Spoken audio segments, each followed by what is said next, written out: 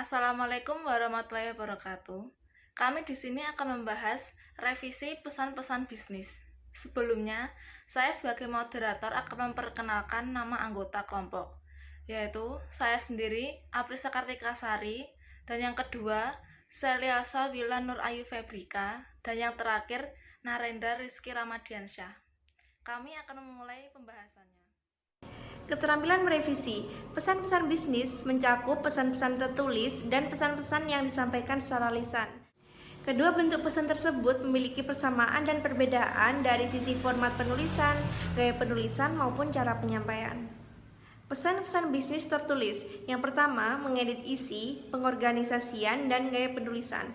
Proses penulisan dimulai dari 1. Penulisan draft. Yang kedua, penelaahan dari sudut substansi suatu pesan. Perlu memasukkan bahan-bahan yang penting dan relevan pada pesan yang disampaikan, membuat judul, sub-subjudul, identitas, huruf tebal, dan sejenisnya.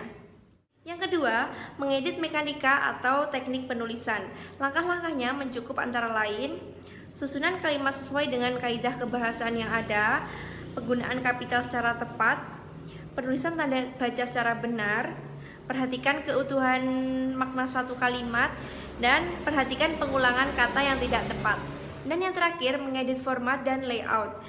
Jika format penulisannya menarik, ditata rapi, bersih, pastinya akan mudah dipahami dan audiens akan mudah memahami pesan yang ditujukan oleh penyaji secara lisan.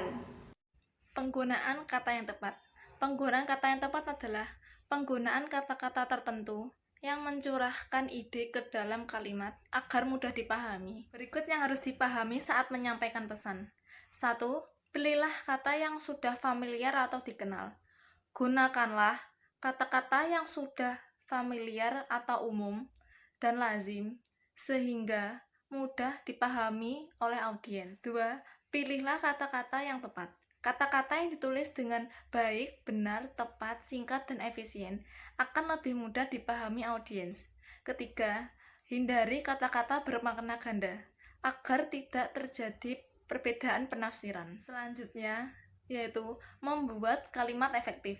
Kalimat efektif adalah bentuk kalimat yang dengan sadar dan sengaja digunakan untuk mencapai daya informasi yang tepat dan baik. Ada 3 jenis kalimat, yaitu kalimat sederhana yang artinya hanya memiliki subjek dan predikat. Contohnya, saya membeli buku komis di toko berkah kemarin. Kalimat majemuk.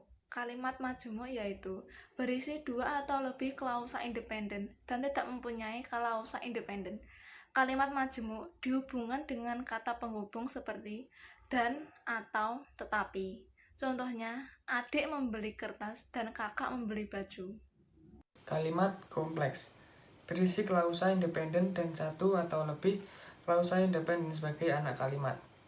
Contohnya, meskipun gaji tidak naik, para pegawai bekerja sebagaimana semestinya, karena tuntutan kenaikan gaji tidak dihiraukan oleh majikan, karyawan unjuk rasa ke gedung DPR. Cara mengembangkan paragraf. Yang pertama, ilustrasi. Untuk mengembangkan suatu paragraf dapat digunakan suatu ilustrasi atau contoh yang dapat memberikan gambaran terhadap gagasan umum. Yang kedua adalah perbandingan atau persamaan dan perdagangan. Perbedaan memerlukan wawasan berpikir yang luas bagi penyampaian pesan bisnis. Nomor 3, yaitu pembahasan sebab akibat. Membantu memberikan arah yang jelas terhadap suatu pokok bahasan tertentu. Yang keempat adalah klasifikasi. Mengelompokkan ide-ide umum ke dalam ide-ide yang lebih bagus, dengan begitu akan mempermudah pemahaman bagi pengirim maupun penerima pesan. Yang kelima adalah pembahasan pemecahan masalah. Mampu memberikan latihan analisis yang diperlukan bagi seorang dalam pengambilan keputusan penting bagi suatu organisasi. Sekian pembahasan dari kelompok kami. Apabila ada salah kata, mohon dimaklumi. Wassalamualaikum warahmatullahi wabarakatuh.